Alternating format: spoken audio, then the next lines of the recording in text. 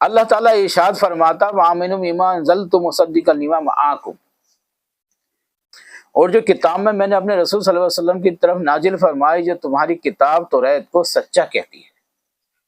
اس پر ایمان لاؤ، اور اس مراد قرآن مجید سے جسے اللہ تعالیٰ نے نبی امی محمد عربی صلی اللہ علیہ وسلم اور بشیر نذر پر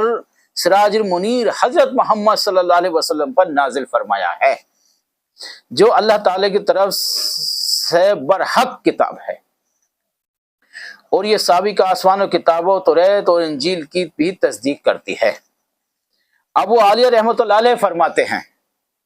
اس کتاب کے معنی یہ ہیں کہ اہل کتاب تم اس کتاب پر ایمان لاؤ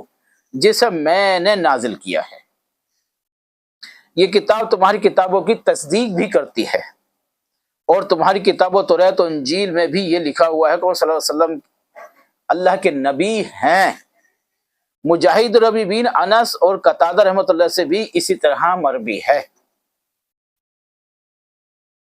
وَلَا تَكُونُوا أَوَّلَ كَافِرًا بِهِ، ابن عباس رضی اللہ تعالیٰ عنہ فرماتے ہیں کہ اس کے معنی یہ ہے کہ تم اس سے منکر اول نہ بنو، کیونکہ تمہارے پاس وہ علم ہے جو دوسرے کے پاس نہیں ہے۔ ابو عالیہ فرماتے ہیں کہ تم محمد صلی اللہ علیہ وسلم کے ساتھ کفر کرنے والے پہلے نہ بنو، یعنی آپ کی وحشت کے بارے میں نے سننے کے اہل کتاب میں سے تو منکر اول نہ بنو۔ حسد و سیدی و بن انس کا بھی یہی قول ہے۔ ابن جریر نے اس قول کو پسند کیا ہے کہ بہی کی ضمیر کا مرجع قرآن ہے، کیونکہ اس سے پہلے ہی اس کا ذکر ہے۔ یہ دونوں قول صحیح ہیں، اور اس کا کامر و مرجع قرآن بھی ہو سکتا ہے اور صاحب قرآن بھی ہے، کیونکہ یہ دونوں لازم و ملزم ہیں۔ اس لیے جو قرآن کا منکر ہو وہ صاحب قرآن محمد صلی اللہ علیہ وسلم کی منکر ہے، اور جو حضرت محمد صلی اللہ علیہ وسلم کا منکر ہو وہ قرآن کا بھی منکر ہے۔ یہ بات واضح طور پر سمجھنے کی ہے۔ کچھ لوگ ایسے ہیں جو قرآن کو مانتے ہیں اور اللہ کے رسول صلی اللہ علیہ وسلم کو نہیں مانتے، تو اللہ تعالیٰ نے قرآن شریف کے اندر صاف صاف ارشاد فرما دیا ہے کہ جو لوگ قرآن کو مانتے ہیں اور اللہ کے رسول صلی اللہ علیہ وسلم کو نہیں مانتے تو وہ بھی منکر ہے، اور جو اللہ کے رسول صلی اللہ علیہ وسلم کو مانتے ہیں کچھ لوگ اور قرآن کو نہیں مانتے تو وہ بھی منکر ہیں۔ وہ لوگوں کو ہدایت عطا فرمائی جائے، اللہ تعالیٰ انہیں ہدایت عطا دے، اور آپ لوگوں سے گزارش ہے کہ جو لوگ قرآن کو مانتے ہو اللہ کے رسول کو ہی مانو، اور جو اللہ کے رسول کو مانتے ہو وہ قرآن کو ہی مانو۔ اب اس میں کچھ لوگ یہ فرمائیں گے کہ ایسا کون سا انسان ہوگا جو قرآن کو مانتا ہے اللہ کے رسول کو نہیں مانتا، اور کچھ ایسے لوگ بھی ہیں جو اللہ کے رسول کو مانتے جو قرآن کو نہیں مانتے ہوں گے۔ تو ایسے بہت سے لوگ اور دنیا میں ہر طرح کا لوگ ہیں اور ہر طرح کے انسان ہیں، اور ہر طرح کی باتیں اور ہر طرح کے مسائل اور ہر طرح کے دماغ چلتے ہیں انسان کے، اور اتنے گروہ ہیں،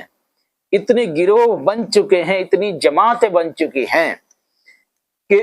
کچھ لوگ بے شک حقیقت میں یہ بات ہے، جب اللہ نے قرآن شریف میں ارشاد فرمایا تو سچ بھی ہے اور ہے بھی،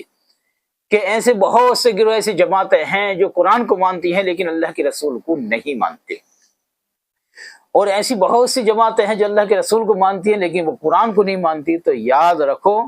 کہ آپ کو قرآن کو بھی ماننا ہے اور اللہ کے رسول کو بھی ماننا ہے، اور یہی سچ اور یہی حقیقت ہے۔ ابو عالیہ فرماتے ہیں کہ تم محمد صلی اللہ علیہ وسلم کے ساتھ کفر کرنے والے پہلے نہ بنو، ایسا کفر ان کے ساتھ نہ کرو جو کہ آپ پہلے اس میں کفر میں داخل ہو جاؤ، یعنی آپ کی بعثت کے بارے میں سننے کے بعد اہل کتاب میں سے منکر اول نہ بنو۔ حسن سیدی اور ابی بن انس کا بھی یہی قول ہے۔ ابن جریر نے اس قول کو بھی پسند کیا ہے کہ بہی کی ضمیر کا مرجع قرآن ہے، کیونکہ اس سے پہلے اس کا بھی ذکر ہے۔ یہ دونوں قول صحیح سمجھتے ہیں، اور بے شک یہ صحیح ہے، اس کا مرجع قرآن بھی ہو سکتا ہے اور ہے، اور صاحب قرآن بھی ہے، کیونکہ یہ دونوں لازم ملزم ہیں، اس لیے قرآن کا منکر وہ صاحب قرآن محمد صلی اللہ علیہ وسلم کا بھی منکر ہے۔ جو صاحب قرآن کا منکر ہوگا وہ صلی اللہ علیہ وسلم کا منکر ہوگا، جو القرآن کا منکر ہوگا وہ صلی اللہ علیہ وسلم کا منکر ہے، اور جو محمد صلی اللہ علیہ وسلم کا منکر ہے وہ قرآن کا بھی منکر ہے۔ یہ بات واضح طور پر سمجھنی ہے۔ اول و کافروں یعنی بنی اسرائیل میں سے منکر اول، کیونکہ کفار قریش اور دیگر بہت سے عرب ان سے پہلے منکر ہو چکے تھے، اس لیے مراد یہ ہے کہ بنی اسرائیل میں سے تم پہلے منکر نہ بنو۔ ان سے پہلے جو منکر ہو گئے تھے وہ ہو گئے تھے، اب تم پہلے منکر نہ بنو۔ یہود مدینہ یعنی کہ یہود مدینہ بنی اسرائیل میں سے پہلے وہ لوگ تھے جس نے قرآن کی مخالفت کیا، قرآن پر قرآن نے مخاطب کیا، لہٰذا ان کے کفر کے معنی یہ تھے کہ وہ اہل کتاب میں سے سب سے پہلے کافر تھے۔ تو ایسے منکر نہ بنو، پہلے کافر نہ بنو۔ اللہ تعالیٰ قرآن شریف میں ارشاد فرماتا وَلَا تَلْبِسُوا الْحَقَّ بِالْبَاطِلِ وَتَكْتُمُونَ الْحَقَّ وَأَنْتُمْ تَعْلَمُونَ وَأَقِیمُوا الصَّلَاةَ وَآتُوا الزَّکَاةَ، اور حق کو باطل کے ساتھ خلط ملط نہ کرو۔ حق الگ ہے اور باطل الگ ہے، اور حق کو مت چھپاؤ، بے شک جو حق کو چھپاتا ہے وہ جھوٹ بولنے سے زیادہ گناہ گار ہے، حالانکہ تم جانتے ہو۔ اور نماز قائم کرو اور زکوٰۃ دو، اور رکوع کرنے والوں کے ساتھ رکوع کرو اور سجدہ کرنے والوں کے ساتھ سجدہ کرو۔ یہ اللہ کا فرمان ہے قرآن شریف کے اندر۔ اللہ تعالیٰ قرآن میں ارشاد باری تعالیٰ ہے وَلَا تَشْتَرُوا بِآیَاتِی ثَمَنًا قَلِیلًا،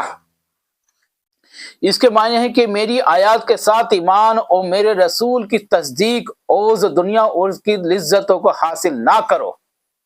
کیونکہ یہ سب قلیل اور فانی چیزیں ہیں۔ وَإِيَّا فَاتَّقُونَ، ابن ابو حاتم رحمۃ اللہ نے ابن طلق بن حبیب سے روایت کیا ہے،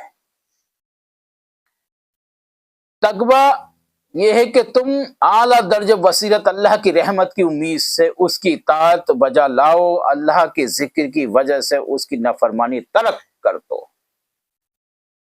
تم زیادہ عبادت اور ریاضت کرو گے، زیادہ سجدے میں سجدہ کرو گے، رکوع والوں کے ساتھ رکوع، سجدہ والوں کے ساتھ سجدہ کرتے کرو گے انشاءاللہ تعالی۔ جب آپ اللہ کی عبادت اور ریاضت زیادہ کرو گے تو اللہ کی نافرمان بندوں سے بچ جاؤ گے اور اللہ کے ساتھ عبادت والوں میں شمار کیے جاؤ گے اور عبادت گزار بن جاؤ گے۔ اور فَإِيَّا فَاتَّقُونَ، اور مجھ سے خوف رکھو،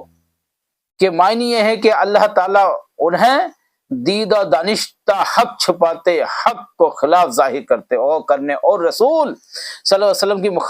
مخالفت کرنے پر سرنجش رہا ہے، اس سے بچو، مخالفت مت کرو، حق کو باطل کے ساتھ مت ملاؤ، اور چھپانے کی ممانعت کر دی گئی ہے۔ یہود جان بوجھ کر حق کو باطل کے ساتھ ملا دیتے ہیں، حق کو چھپا لیتے اور باطل کو ظاہر کرتے۔ آج بھی دنیا میں لوگ ایسے ہیں، آج بھی اس دنیا میں ایسے لوگ ہیں جو سچ کو چھپاتے ہیں اور باطل کے ساتھ کر دیتے ہیں اور ہو جاتے ہیں، جو کہ حقیقتاً دانشتاً یہ ایک دم سراسر گناہ ہے اور اللہ تعالیٰ کی نافرمانی میں داخل ہو جاتے ہیں۔ اللہ تعالیٰ نے ان سے منع کرتے ہوئے فرمایا وَلَا تَلْبِسُوا الْحَقَّ بِالْبَاطِلِ وَتَكْتُمُونَ وَأَنْتُمْ تَعْلَمُونَ حق وَتَكْتُمُونَ الْحَقَّ وَأَنْتُمْ تَعْلَمُونَ، اور حق کو باطل کے ساتھ نہ ملاؤ اور یہ سچی بات کو جان بوجھ کر نہ چھپاؤ، حالانکہ تم جانتے ہو اللہ تعالیٰ نے انہیں ان دونوں باتوں یعنی حق باطل کے ساتھ ملانے اور حق کو چھپانے سے بالکل سخت منع فرمایا ہے، اور اس بات کا حکم بھی دیا ہے کہ حق کو ظاہر کریں، اسے حکم کھلا کھلا بیان کریں۔ ضحاک نے ابن عباس رضی اللہ تعالیٰ عنہ سے روایت کیا ہے کہ اللہ تعالیٰ کے فرمان وَلَا تَلْبِسُوا الْحَقَّ بِالْبَاطِلِ کے معنی یہ ہے کہ حق کو باطل کے ساتھ اور سچ کو جھوٹ کے ساتھ نہ ملاؤ۔ قتادہ فرماتے ہیں کہ اس کے معنی یہ ہیں کہ یہودیت و نصرانیت کو اسلام کے ساتھ نہ ملاؤ۔ وَأَنْتُمْ تَعْلَمُونَ، تم خوب جانتے ہو کہ اللہ کا دین تو اب اسلام ہی ہے اور یہود و نصرانیت اس کے مقابلے میں خانہ ساز ہیں۔ یہ اللہ تعالیٰ کی طرف سے نہیں ہے۔ حسن بصری بھی اسی طرح سے مروی ہے، حسن بصری نے بھی یہی بات فرمائی ہے اور یہی مروی ہے۔ محمد بن اسحاق اور بن عباس رضی اللہ تعالیٰ سے روایت کیا گیا ہے کہ اس کے معنی یہ ہیں کہ میرے رسول اور ان کے لائے ہوئے دین اور شریعت کے بارے میں تمہیں جو علم ہے نہ اسے چھپاؤ، کیونکہ یہ تمہارے پاس جو کتابیں ہیں ان میں تم رسول کے بارے میں لکھا ہوا موجود پاتے ہو، کیونکہ جو قرآن اور حدیث میں نے بھیجی اور اللہ کو رسول کو جو میں نے بھیجا ہے وہ آپ کی کتابوں میں موجود ہے۔ یہ بے شک سچ اور حق پر دلیل ہے کہ پہلے جتنے رسول آئے تھے ان اللہ کے رسول کا ذکر آپ کی کتابوں میں اور آپ کے رسول نے کیا، ان کی کتابوں میں اس کا ذکر ہے، پھر اس کتاب کو اور سچ کو کیوں چھپاتے ہو اور جھوٹ کے ساتھ کیوں ملاتے ہو؟ یہ بھی جائز ہے کہ اس کے معنی یہ ہو کہ تم جانتے ہو کہ تمہارے حق کو چھپانے کی وجہ لوگوں کے لیے کس قدر عظیم نقصان ہے کہ اس طرح وہ ہدایت سے محروم اور گمراہ ہو جائیں گے، پھر اس کے گمراہی کے نتیجے میں جہنم رسید ہوں گے۔ جب آپ گمراہ ہو جاؤ گے تو جہنم میں جاؤ گے، رسید ہو جاؤ گے، جو اس سے بچنا چاہیے۔ تو باطل کے اس راستے کو اختیار ہوگا جو غلط راستہ ہوگا، میں تم سے تھوڑی سی حق کی امیزش بھی کر دی ہوگی، تاکہ اس طرح تم اپنے باطل رواج کر سکو۔ اور بیان کا مطلب وضاحت کرنا، اور اس کے برعکس کنعان کو حق کو چھپانا اور حق باطل کو غلط ملت کرنا۔ مقاتل بیان کرتے ہوئے فرماتے ہیں کہ اللہ تعالیٰ نے اہل کتاب سے جو فرمایا ہے واقعی الصلاۃ، تو میں اللہ تعالیٰ انہیں یہ حکم دیتا ہے کہ تم نبی صلی اللہ علیہ وسلم کے ساتھ مل کر نماز ادا کیا کریں، اور وآت الزکوٰۃ میں اللہ تعالیٰ نے ارشاد فرمایا وآت الزکوٰۃ میں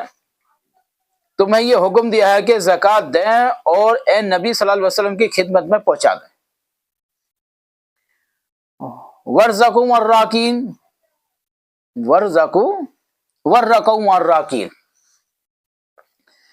اس میں انہیں حکم دیا ہے کہ امت محمدیہ کے لوگوں کے ساتھ مل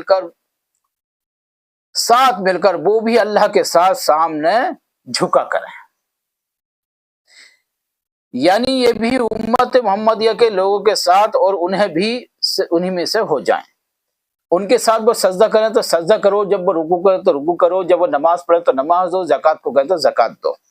جیسے وہ کرے ویسے تم کرو، ان کے ساتھ مل جاؤ انشاءاللہ تعالی۔ وَارْزَقُوا الراکین کے معنی بھی اس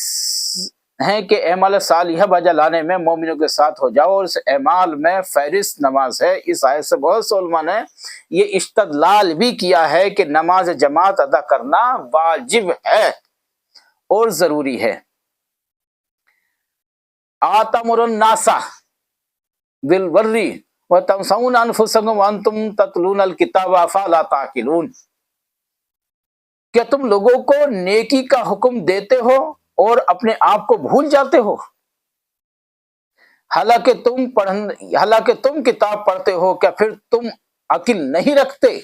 اللہ تعالیٰ کا حکم ہے۔ اللہ تعالیٰ ارشاد فرماتا تم کتابیں بھی پڑھتے ہو، تم دیکھتے بھی ہو کہ حق اور سچ کو نہیں پہچانتے، کہ تمہارے اندر عقل نہیں دی ہے میں نے؟ تم سچ کو پہچانو اور باطل سے ہٹ جاؤ اور سچ کے ساتھ ہو جاؤ، اللہ اور اس کے رسول کی پیروی کرو، نیکی کا حکم دینے اور خود عمل نہ کرنے پر سرزنش۔ اللہ تعالیٰ ارشاد فرماتا ہے اے اللہ، اہل کتاب تم لوگوں کو تو نیکی کا حکم دیتے ہو، لوگوں کو تو دیتے ہو نیکی کا حکم، اور یہ بڑی اچھی بات ہے، مگر تمہیں کس بات کی کس طرح زیب دیتی ہے کہ تم اپنے آپ کو بھول جاتے ہو۔ لوگوں کو جس نیکی کے ساتھ عمل کرنے کو کہتے ہو اسے خود نہیں کرتے، حالانکہ تم کتاب پڑھتے ہو اور جانتے ہو کہ حکام الہی میں کوئی کوتاہی کرنے والے کے بارے میں اس کتاب میں لکھا ہے۔ افلا تعقلون، یعنی کیا تم سمجھتے نہیں کہ تم اپنے ساتھ کیا کر رہے ہو؟ اس مدہوشی سے ہوش میں آؤ اور اندھا پن چھوڑ دو اور بینا ہو جاؤ، یہ اللہ کا حکم ہے، یہ اللہ کا کرم ہے کہ اس نے ہمیں ہر طرح کی آیت قرآن شریف میں جو عطا فرمائی ہے اس سے ہمیں سرفراز عطا فرمایا، اور اس نے ہمیں بار بار ہدایت عطا فرمائی ہے۔ اس بارے میں عبد الرزاق نے معمر کے واسطے سے قتادہ رحمۃ اللہ علیہ نے کہ فرمانے والی تعالیٰ ہے، آتمر الناس بالبر وتنسون انفسکم، کیا تم لوگوں کو نیکی کا حکم دیتے ہو اور اپنے آپ کو بھول جاتے ہو؟ اس کے بارے میں روایت کیا ہے کہ بنی اسرائیل لوگوں کو تو اللہ تعالیٰ کی اطاعت اور تقوی اور نیکی اختیار کرنے کا حکم دیتے تھے اور خود اس کی مخالفت کرتے تھے۔ اسی بات پر اللہ تعالیٰ نے انہیں آر دلائی، یاد دلا دی۔ صدی کا بھی یہی قول ہے، سیدی کا بھی یہی قول ہے۔ اس آیت کی تفسیر میں ابن جریر نے کہا ہے کہ اہل کتاب اور منافقین لوگوں کو تو نماز اور روزے کا حکم دیتے تھے مگر خود عمل نہیں کرتے تھے۔ اس پر اللہ تعالیٰ نے انہیں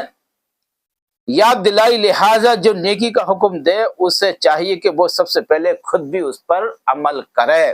یہ بہت ہی ضروری ہے۔ آج کے بارے میں علماء کرام یا محدث کرام ایسے بہت سے گزرے ہیں جو اس پہ خود تو عمل کرتے ہیں اور لوگوں کو بھی عمل کرنے کا حکم دیتے ہیں، لیکن کچھ ایسے بھی لوگ ہیں